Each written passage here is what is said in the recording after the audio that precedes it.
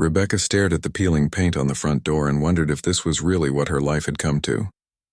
42 years old, standing in front of what could barely be called a house with everything she owned packed into 2 suitcases and 3 cardboard boxes in her car. The building in front of her looked more like a shed than an actual home. It had been 18 months since everything started falling apart. First came the divorce. Tom had been her husband for 15 years and she'd thought they were happy. Turns out he had different ideas about what happy meant. And those ideas included her former coworker, Kelly. The divorce itself was messy and expensive. The kind that drains your bank account while it breaks your heart. Lawyers don't come cheap and neither does starting over. Then just when she was getting back on her feet, the company she worked for decided to restructure. That's corporate language for we're letting people go. Rebecca had spent 12 years climbing the ladder at that marketing firm, working late nights and weekends, missing family events and birthday parties. None of that mattered when they handed her the severance package and a box for her desk belongings. She'd tried to stay positive. Sent out resume after resume, went to interview after interview. But the job market was tough. And at her age, companies seemed more interested in hiring fresh graduates who'd work for half her salary. Her savings dwindled faster than she expected. First went the nice apartment downtown. Then the car payments became impossible, so she traded her sedan for an old Honda that made strange noises when she turned corners. Now here she was, standing in front of a tiny house that looked like it might collapse in a strong wind. The place sat wedged between a laundromat that hummed constantly and an auto repair shop that filled the air with the smell of oil and metal. The neighborhood wasn't dangerous, but it wasn't the kind of place she'd ever imagined living either. The landlord, Mr. Chen, was waiting by his car. He was an older gentleman, probably in his 70s, with white hair and glasses that kept sliding down his nose. When Rebecca had responded to his rental ad, he'd been honest about the condition of the place. Most landlords would have tried to make it sound better than it was, but not him. He'd actually apologized for what he was offering. "I know it's not much," he said now, pushing his glasses up. "The rent is low because, well, you can see why. But it's clean inside and everything works, mostly." Rebecca managed a weak smile. "It's perfect, really. I appreciate you giving me a chance." And she meant it. Half the landlords she'd contacted wouldn't even call her back once they heard her employment situation. Mr. Chen hadn't asked many questions. He'd looked at her with kind eyes and said everyone deserves a roof over their head. He handed her the keys and they felt heavy in her palm. Not because of their weight, but because of what they represented. This was it. This was her life now. No more pretending things would magically get better. No more telling herself this was just temporary. She was a middle-aged woman with almost no money, no job, and a tiny house next to a laundromat. "You need help bringing your things in?" Mr. Chen offered. "No, thank you. I don't have much." That was an understatement. Most of her furniture had been sold months ago to pay bills. What remained was the bare minimum needed to survive. After Mr. Chen drove away, Rebecca unlocked the door and stepped inside. The smell hit her first, a mixture of old wood, mildew, and years of other people's lives. The space was even smaller than she'd imagined. Maybe 400 square feet at most. One room served as everything: bedroom, living room, dining room, office. A tiny kitchenette occupied one corner with a 2-burner stove, a mini fridge, and a sink with a dripping faucet. The bathroom was barely bigger than an airplane lavatory. Someone had left an old mattress behind, sitting directly on the floor. Rebecca stared at it and felt tears building behind her eyes. She'd once had a beautiful king-sized bed with a memory foam mattress and expensive sheets. She'd had a walk-in closet and a bathroom with a soaking tub. Now she had a stained mattress on a floor that creaked with every step. But she wouldn't cry. Not now. She'd done enough crying over the past year and a half. Tears didn't pay bills or find jobs. They just made your eyes puffy and your nose red. Rebecca spent the next few hours bringing in her belongings. It didn't take long. Her clothes fit in the narrow closet with room to spare. Her laptop, the one valuable thing she'd refused to sell, went on the rickety table that served as both desk and dining surface. A few dishes, some basic toiletries, and she was moved in. As the sun started to set, Rebecca walked around the small space, trying to make it feel like home. That's when she noticed the floor. Most of it was old but solid, creaking in the normal way old floors do. But in the center of the room, right where the mattress sat, the sound was different. Hollow. Like there was empty space underneath. She moved the mattress aside and knelt down, running her hand over the floorboards. They looked the same as the rest, worn and weathered. But that sound was definitely different. She pressed down with her palm and heard it again, that hollow echo that didn't match the rest of the floor. Probably just the way the house was built, she thought. These old places had all sorts of quirks. She made a mental note to ask Mr. Chen about it next time she saw him. Maybe it was something that needed fixing, though she hoped not. She didn't have money for repairs, and she doubted her landlord did either, given the condition of the place. Rebecca put the mattress back and sat on it, looking around her new home. The walls needed paint. The window in the bathroom didn't close all the way, letting in a draft. The kitchen faucet kept dripping no matter how tight she turned it. But it was shelter. It was hers, at least for now, as long as she could scrape together the rent each month. Her phone buzzed with a notification. Another rejection email from a job she'd applied for. She didn't even bother reading the whole thing anymore. Just the first line was enough. "We appreciate your interest, but we've decided to move forward with other candidates." She'd read that sentence so many times it had lost all meaning. Rebecca laid back on the mattress and stared at the ceiling. Water stains formed strange patterns above her, like abstract art she never asked for.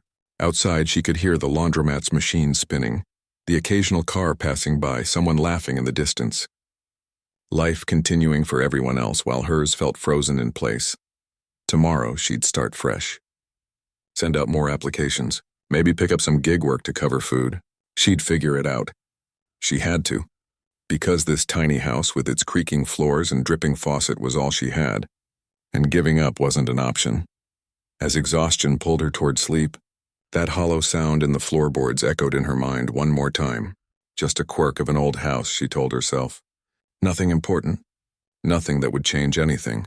She had no idea how wrong she was. 3 weeks had passed since Rebecca moved into the tiny house, and she'd settled into a routine that felt both productive and depressing at the same time. Every morning she woke up at 7, made instant coffee on the 2-burner stove, and spent the next 4 hours applying for jobs. Marketing positions, administrative roles, customer service gigs, anything that paid decent money and didn't require her to be on her feet all day. The afternoons were for odd jobs she'd picked up through apps on her phone. Sometimes she delivered groceries to people's doorsteps. Other times she did data entry work that paid by the task. The money wasn't great, but it kept her from dipping into the tiny emergency fund she had left. That fund was sacred. It was all that stood between her and complete disaster. Evenings were the hardest. That's when the loneliness really hit. She'd eat her dinner, usually instant ramen or whatever was on sale at the discount grocery store, and try not to think about how different her life used to be. There was no one to call.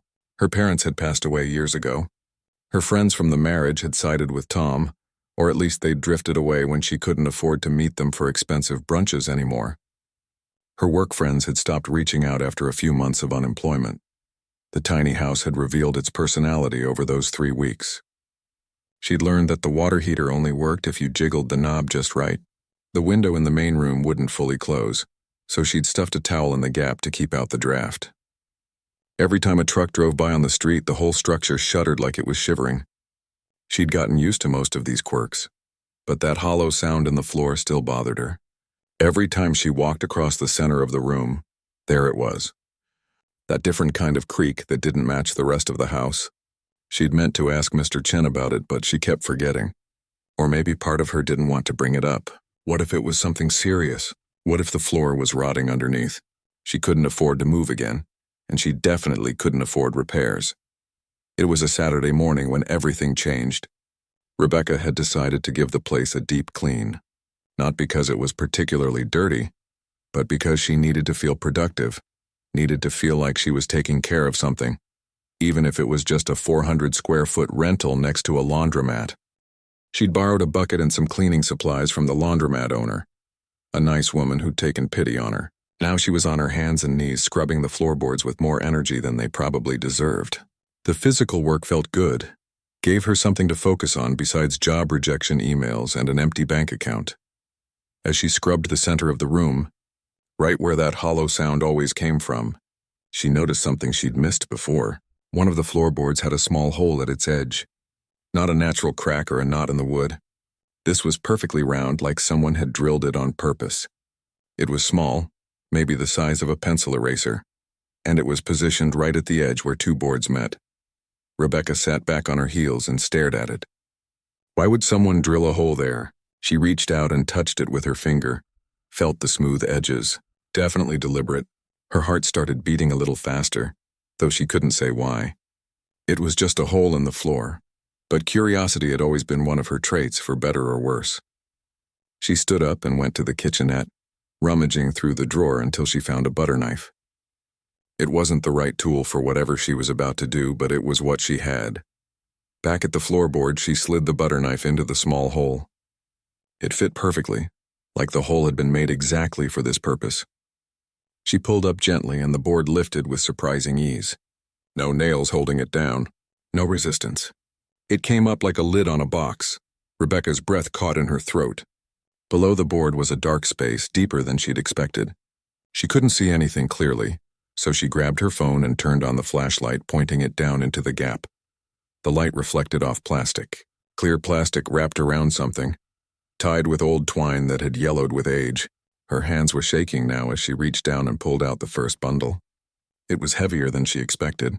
She set it on the floor beside her and reached back in. Another bundle, then another, and another. When she was sure she'd gotten everything, she sat surrounded by 4 plastic-wrapped packages, her heart pounding so hard she could hear it in her ears. She knew what this was before she even opened the first package. She'd seen enough movies, read enough books. But knowing and seeing are two different things. The twine came off easily, brittle with age. The plastic crinkled as she unwrapped it. And there it was. Cash.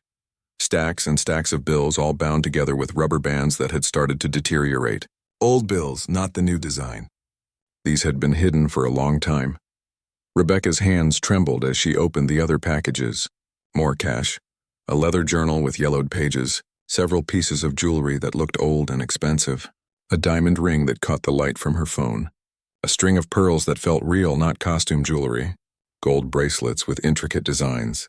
She couldn't breathe properly. This wasn't happening. This couldn't be real. She started counting the money, her fingers fumbling with the bills. $20 bills, $50 bills, $100 bills, stack after stack after stack. Her mind struggled to keep track. 50,000, 75,000, 100,000. When she finished counting, she had to do it again because she couldn't believe the number. $147,000, plus jewelry that could be worth thousands more, maybe tens of thousands. She had no idea how to value antique jewelry. Rebecca sat on the floor, surrounded by more money than she'd ever seen in her life, and felt like she might throw up. This was enough money to solve every single one of her problems. She could pay off her debts, get a decent apartment, buy a reliable car, take her time finding the right job instead of desperately applying to everything. She could breathe again, but then she picked up the leather journal with shaking hands. The first page had writing in careful, old-fashioned cursive, the kind of handwriting they didn't teach anymore. Property of Margaret Chen, 1952-2019. Chender, Mr. Chen's last name. This belonged to his family. This was someone's mother, someone's grandmother, someone who'd carefully hidden their life savings under the floorboards of this tiny house. Rebecca's stomach twisted into knots. She looked at the money spread around her, at the jewelry glinting in the morning light coming through the window. All of this could be hers. No one knew it existed. The house had been empty for months before she'd moved in. Mr. Chen clearly had no idea it was here, or he would have found it already. She could take it. She could hide it in her car, drive to a different city, deposit it slowly in a new bank account. No one would ever know. She could justify it. She needed this money. She was desperate. Margaret Chen was dead. The money was just sitting there, doing nothing. But even as these thoughts ran through her mind, Rebecca felt sick. She picked up the journal again and opened it to a random page. Margaret's handwriting filled the pages. Grocery lists. Notes about the weather. Memories about her children. Today, little David lost his first tooth. I gave him 50 cents and he was so excited he couldn't sleep. This was a person. A real person with a life and a family. Someone who'd worked hard for this money. Who'd hidden it away for safety. Who'd wanted it to go to her children and grandchildren. Someone like the kind Mr. Chen who'd given Rebecca a chance when no one else would. Rebecca closed the journal and looked around the tiny house that had become her home. The peeling paint, the dripping faucet, the window that wouldn't close. Then she looked at the money again. Her ticket out of all of this. She didn't sleep that night. The money sat in her closet, hidden in a trash bag. Every time she closed her eyes, she saw two different futures. In one, she kept the money and rebuilt her life. In the other, she did the right thing and stayed exactly where she was. By morning, she still didn't know which person she wanted to be. Rebecca spent Sundays staring at the walls. The trash bag with the money sat in her closet like it was burning a hole through the floor. Every few hours, she'd open the closet door and look at it, just to make sure it was real. Then she'd close the door again and try to think about anything else. She couldn't. Her mind kept playing out scenarios. She could take the money and move to another state, start fresh somewhere new, get a small apartment, buy some professional clothes, maybe even take a class to update her skills. By the time she'd spent a third of it, she'd probably have a good job and could save the rest. No one would ever know. But then she'd remember Mr. Chen's face when he handed her the keys. The way he'd apologized for the condition of the house. The way he'd looked at her with kind eyes and said everyone deserves a place to live.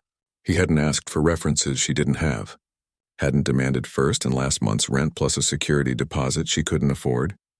He'd just trusted her. She opened Margaret's journal again and read more entries. Margaret wrote about her 3 children, about birthday parties and school plays and scraped knees, about her husband who worked at the factory and brought home his paycheck every Friday without fail, about saving money little by little, week after week, year after year, never spending on anything unnecessary because she wanted her children to have a better life than she'd had.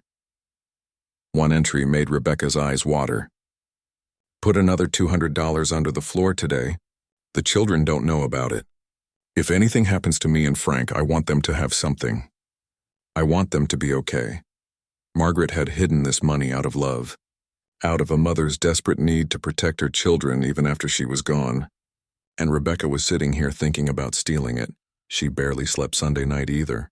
Every time she started to drift off, she'd jolt awake, her heart racing. In her half-dreams, she saw Margaret's face, though she'd never met the woman. She saw Mr. Chen finding out somehow that she'd taken his mother's money. She saw herself 10 years in the future, still carrying the weight of this choice. Monday morning came gray and cold. Rebecca made her instant coffee and sat at the rickety table staring at her phone. She'd already decided what she had to do. She'd known since Saturday, really, even though she'd spent 2 days trying to talk herself out of it. But there was only one choice she could live with. Her fingers shook as she pulled up Mr. Chen's number. He'd written it on a piece of paper when he gave her the keys, telling her to call if anything in the house broke. She'd saved it in her phone, never thinking she'd actually use it. She typed out a text message. Mr. Chen, this is Rebecca from the rental house on Oak Street. Could you please come by today when you have time? I need to show you something important. She hit send before she could change her mind. Then she sat there staring at the phone, wondering if she'd just made the biggest mistake of her life or the best decision. Her hands were still shaking. Mr. Chen responded 20 minutes later. I can come at 11 o'clock. Is everything okay? Is something broken? Everything's fine, she typed back. I just really need to show you something. It's important. Those 2 hours until 11 felt like the longest of her life. Rebecca paced the tiny house. She took out the money and looked at it one more time. All those bills, all that security, all those problems it could solve. Then she put it back in the trash bag and set it by the loose floorboard. The jewelry and journal, too. Everything ready to return to its rightful owner. At exactly 11 o'clock, she heard a car pull up outside. She watched through the window as Mr. Chen got out, moving slowly like older people do. He had a tool bag with him, probably thinking something needed fixing. Rebecca's heart was hammering so hard she thought it might burst out of her chest. She opened the door before he could knock. Thank you for coming. Of course, he smiled at her warmly. What seems to be the problem? Rebecca couldn't find the words. She'd practiced what to say 100 times in her head, but now that he was here, everything felt stuck in her throat. Instead, she just gestured for him to come inside. He followed her in, looking around with concern. Is it the water heater? The window? No, Rebecca managed. Nothing's broken. She walked to the center of the room where the loose floorboard was. I found something. Under the floor. I think it belongs to your family. Mr. Chen looked confused. He set down his tool bag and came closer. Rebecca bent down and lifted the floorboard, showing him the empty space underneath. Then she picked up the trash bag and held it out to him. "I found this on Saturday," she said quietly. "I didn't know what to do at first, but I knew I couldn't keep it." "It's not mine." Mr. Chen took the bag with trembling hands. He opened it slowly, and Rebecca watched his face change. Confusion first, then shock, then something that looked like he might faint. His legs actually buckled a little, and Rebecca quickly grabbed his arm. "Here, sit down." She helped him to the mattress. He sat heavily, still staring into the bag. "This is—" His voice cracked. He pulled out the journal first, and the moment he saw his mother's handwriting on the cover, tears started rolling down his cheeks. "This is my mother's. We looked everywhere for this, everywhere." Rebecca sat beside him, giving him space to process. She told him everything. How she'd noticed the hollow sound in the floor. How she'd found the small hole and lifted the board. How much money was there, plus the jewelry. She didn't mention that she'd spent 2 days thinking about keeping it. That felt like a confession he didn't need to hear. Mr. Chen opened the journal with shaking hands. He read a few entries, tears falling onto the yellowed pages. "She had dementia at the end," he said softly. "The last few years she didn't remember things. We thought maybe she'd spent her savings or that someone had stolen it. We looked through all her belongings after she passed. We searched this house. We never thought to look under the floor." He looked up at Rebecca, his eyes red and wet. "Do you know what this means to our family? My mother's care facility nearly bankrupted us. We almost lost our family home. My son still has medical bills from a car accident 2 years ago. My daughter's business is failing. We've been drowning, and I've been trying to help everyone while barely keeping my own head above water." Rebecca felt her own tears coming now. "I'm so sorry you've been struggling." "And you?" Mr. Chen looked at her like he was seeing her for the first time. "You found all this money. You could have just kept it. No one would have known. You're clearly in a difficult situation yourself. Why did you call me?" Rebecca wiped her eyes. "Because it wasn't mine. And because you were kind to me when I needed it most. You didn't have to rent to me. Most landlords wouldn't have. But you did. You trusted me. I couldn't steal from someone who showed me that kind of grace." Mr. Chen shook his head slowly, like he couldn't quite believe what he was hearing. "Most people wouldn't have done this. Most people would have kept it." "Maybe," Rebecca said, "but I have to live with myself. And I couldn't live with myself if I'd stolen from your family." They sat together in silence for a while, both processing what had just happened. Outside, the laundromat hummed its usual tune. A car passed by, rattling the windows. Life went on like normal, even though nothing felt normal anymore. Finally, Mr. Chen stood up, still holding the bag. "I need to call my children. They need to know about this." He paused at the door and turned back to Rebecca. "Thank you. I don't have words big enough for what you just did, but thank you." After he left, Rebecca sat alone in the tiny house. The floorboard was still lifted, showing the empty space where a family's future had been hidden for years. She'd given away her one chance at an easy way out. The money was gone. Her problems were all still here, but for the first time in 18 months she felt something she'd almost forgotten. She felt proud of herself. She felt like maybe, despite everything that had gone wrong, she was still a good person. That had to count for something. Rebecca spent the rest of Monday in a weird state of mind. Part of her felt peaceful, like she'd done the right thing and could finally breathe. The other part kept doing math in her head, calculating how much of her debt that money could have paid off, how many months of rent it would have covered, how different her life could have been. She tried to distract herself with job applications, but her heart wasn't in it. She kept thinking about Mr. Chen's face when he'd seen his mother's journal, the way his hands had shaken, the tears in his eyes. At least she'd given that to him, even if she'd given away her own chance at security. That evening, as she was heating up a cup of soup on the stove, she heard a knock at the door. She wasn't expecting anyone. For a moment, fear shot through her. What if Mr. Chen had called the police? What if he thought she'd stolen some of the money? Her mind raced through paranoid scenarios as she walked to the door, but when she opened it, Mr. Chen stood there with 3 other people. A man about her age and 2 women, one younger and one probably in her late 30s. They all had the same kind eyes as Mr. Chen. "Rebecca," Mr. Chen said, his voice thick with emotion, "these are my children. We needed to come see you. The younger woman stepped forward first and, without warning, wrapped Rebecca in a tight hug. "Thank you," she whispered. "Thank you so much." Rebecca stood there, stunned, as the woman pulled back with tears streaming down her face. The older woman hugged her next, then the man. They were all crying. Rebecca felt her own tears starting again, though she'd thought she was all cried out. "Please, can we come in?" Mr. Chen asked. Rebecca nodded, suddenly embarrassed about the state of the tiny house. These people had just gotten their inheritance back, and here she was living in a place that barely qualified as a home. But they didn't seem to notice or care about the peeling paint or the cramped space. They all squeezed into the small room. The son, whose name was David, sat on the floor. The younger daughter, Amy, sat on the rickety chair. The older daughter, Linda, stood next to her father.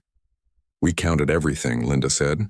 $147,000, plus our grandmother's jewelry, which has both monetary and sentimental value we can't even calculate.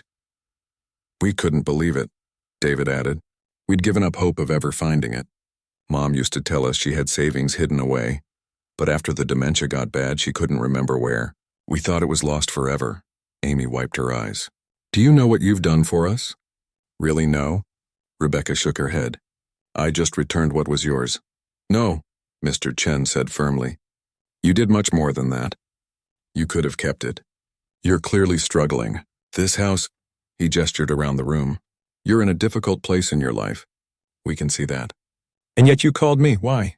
Rebecca had been asked this question before, but sitting here surrounded by this family, the answer felt even more important. "Because it was the right thing to do.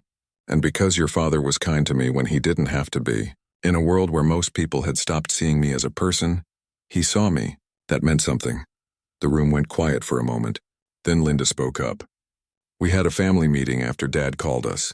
We talked for hours about what this money means and what we should do. We all agreed on something." Rebecca's heart started beating faster. She hoped they weren't about to offer her charity. She'd done what she did because it was right, not for a reward. "We want to give you $30,000, Linda said. Rebecca's mouth fell open. No, I can't accept that. I didn't do this for money." "We know you didn't," David said gently. "That's exactly why we want to do this. If you'd asked for a reward, we might have felt differently. But you didn't. You just gave us back our mother's gift to us, so we want to share that gift with you. It's not charity," Amy added quickly. "It's gratitude. It's recognizing that what you did was extraordinary, and extraordinary actions deserve to be honored." Rebecca felt overwhelmed. $30,000. It wasn't the full amount she'd found, but it was enough to change everything. Enough to get out of debt. Enough to breathe. "I don't know what to say." "Say yes," Mr. Chen said with a small smile. "Let us do this. You gave us our mother back in a way. Her words in that journal. Her love for us that she'd saved all those years. That's priceless. This is just money." "And there's something else," Linda said. She pulled out a folded paper from her purse. "I own a marketing consultancy. Small operation, just 5 employees. We're struggling, honestly. I saw in Dad's rental application that you have a marketing background." Rebecca nodded, not sure where this was going. "I'd like to offer you a job. It's not glamorous. The pay is modest, at least at first, but it's steady work in your field and there's room for growth if you help us turn things around." Rebecca couldn't speak. Her throat had closed up completely.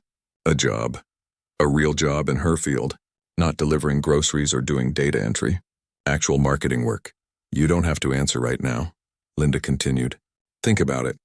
But I figure if you're honest enough to return $150,000 to strangers, you're honest enough to work for me." "There's one more thing," Mr. Chen said. He looked almost sheepish. "This house. It's not right for you. I have another property across town. A real 1-bedroom house with a yard. Currently empty. I'd like you to move there. Free rent for 1 year." "I can't," Rebecca stammered. "That's too much. All of this is too much." "It's not enough," Amy said. "You gave us our family's legacy back. Our grandmother's love, saved in cash and jewelry and those journal entries.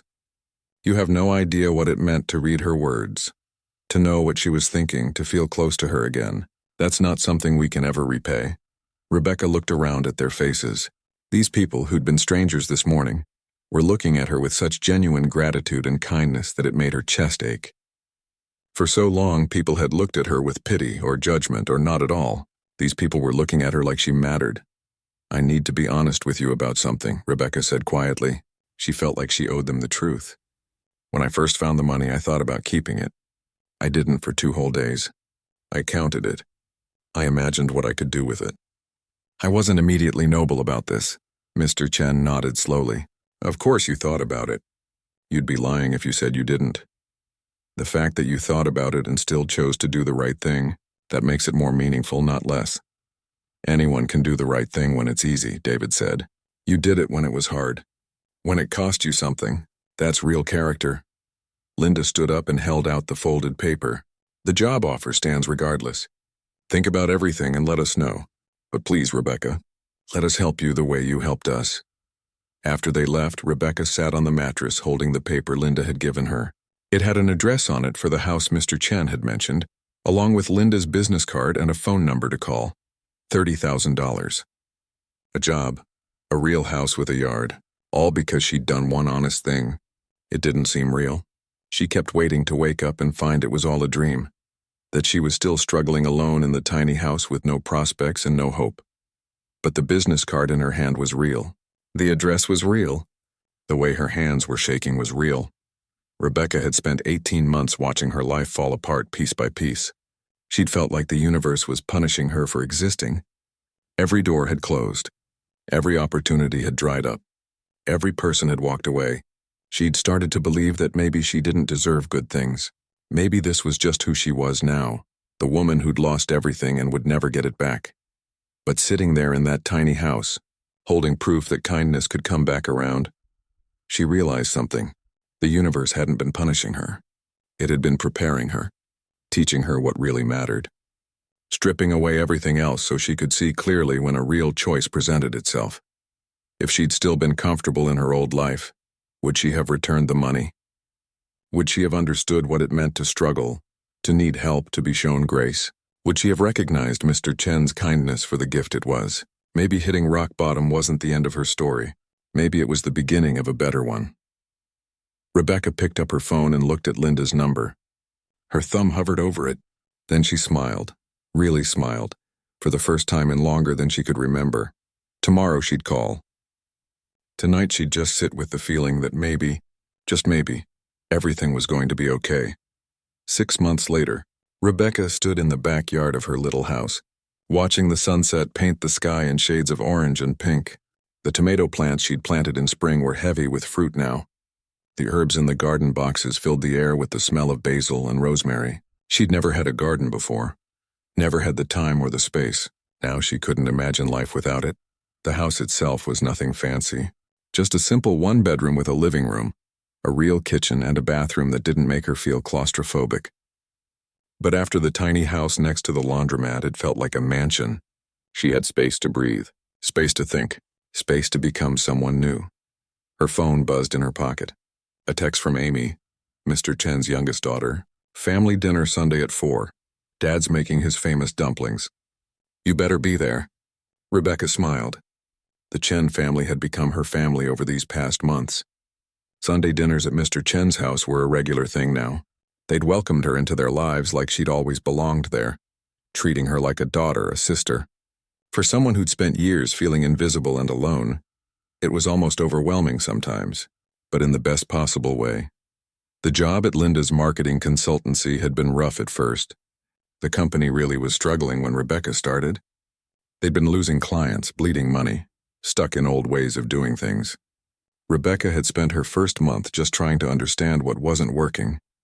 But then she'd started implementing changes. New social media strategies, better client communication, fresh approaches to campaigns that had gone stale.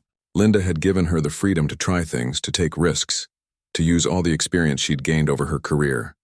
And slowly, things started turning around.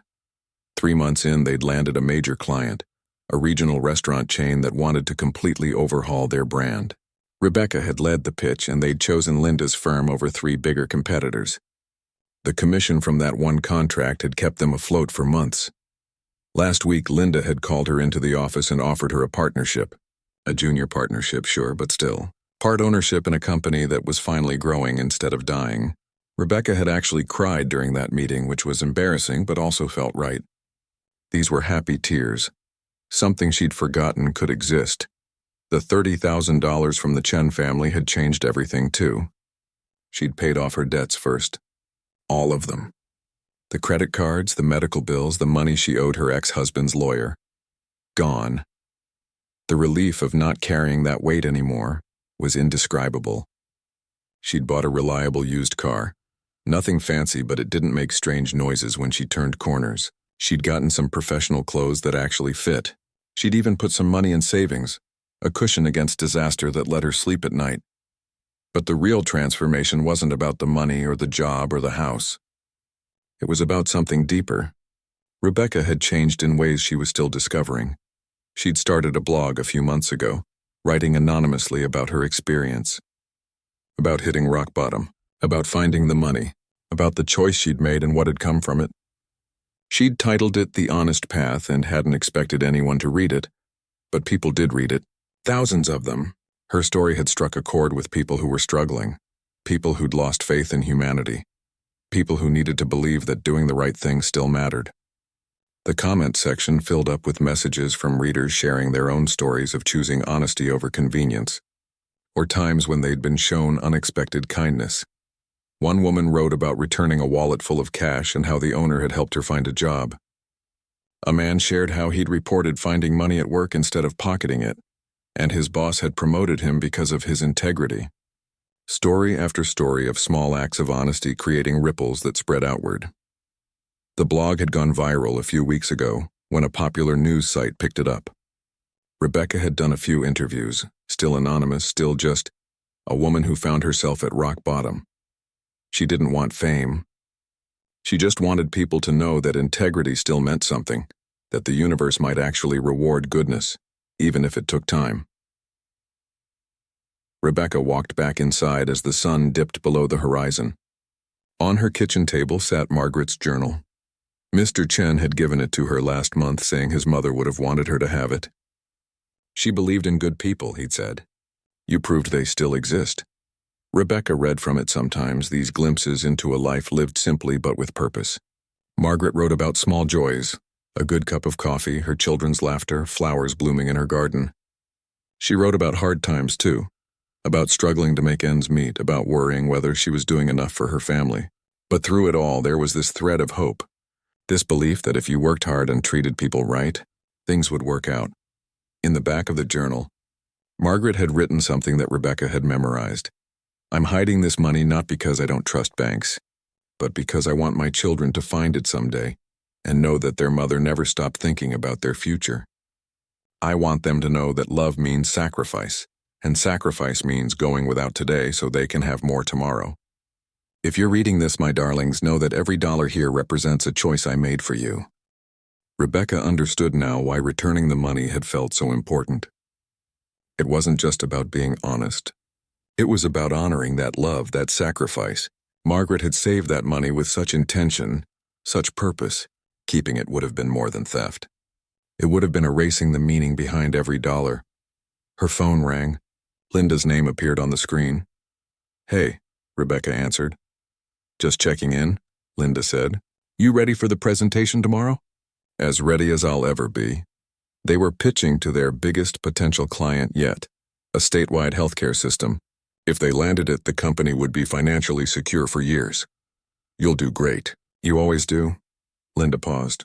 You know, when Dad first told me about you, about what you'd done, I almost didn't believe it. Who returns that much money when they're desperate? Someone who wants to sleep at night, Rebecca said. Linda laughed. True, but it's more than that. You reminded us all that there are still good people in the world. That integrity isn't dead, just rare. And honestly, that's made me want to be better too. Made all of us want to be better. After they hung up, Rebecca sat on her couch, something else she'd bought with her reward money. A comfortable couch in a comfortable house with a comfortable life that she'd earned through one uncomfortable choice. She thought about the woman she'd been 6 months ago, standing in front of that tiny house with peeling paint, feeling like her life was over. That woman had been broken and desperate and ready to give up. But she'd also been stronger than she knew. Strong enough to do the right thing when it would have been so easy to do the wrong thing. Sometimes Rebecca drove by the tiny house just to remind herself. It was rented to someone else now. another person down on their luck getting a chance from Mr. Chen. She wondered if they'd notice the hollow sound in the floor. Probably not. The secret had been found. The story had been told. But every time she passed it, she said a silent thank you to that little house. Thank you for holding a secret that tested who she really was. Thank you for giving her a chance to prove to herself that she was still a good person, even when life had beaten her down. Thank you for being the place where her old life ended and her new one began. People asked her sometimes if she ever regretted her choice, if she ever wished she'd kept the money. The answer was always the same. Not for a single second, because she'd learned something that money couldn't buy. She'd learned that your character isn't defined by what you do when people are watching. It's defined by what you do when no one would ever know. It's defined by the choices you make when you're alone, in a tiny house with a fortune at your feet and nothing but your conscience to guide you. She'd learned that hitting rock bottom isn't the end of your story. Sometimes it's just the universe clearing away everything that doesn't matter so you can see what does. She'd learned that kindness creates ripples. Mr. Chen's kindness to her had inspired her honesty. Her honesty had blessed his family. Their gratitude had rebuilt her life. And now her story was inspiring thousands of others to choose integrity over convenience. Most importantly, she'd learned that luck isn't just about what happens to you. It's about who you choose to be when life tests you. She'd been unlucky for so long, losing everything she'd built, but she'd been lucky in the ways that really mattered. Lucky to have a choice. Lucky to make the right one. Lucky to discover that doing good really can lead to good things, even when it takes the long way around. Rebecca looked around her little house with the garden outside and the life she'd rebuilt inside. She thought about the job she loved, the family she'd found, the peace she felt when she lay down at night. The tiny house had held a giant secret. But the biggest secret of all was this: sometimes you have to lose everything to discover what you're really worth. And sometimes being unlucky is just the first chapter of becoming truly, genuinely lucky. The kind of lucky that comes from knowing exactly who you are and being proud of it. The kind of lucky that money could never buy.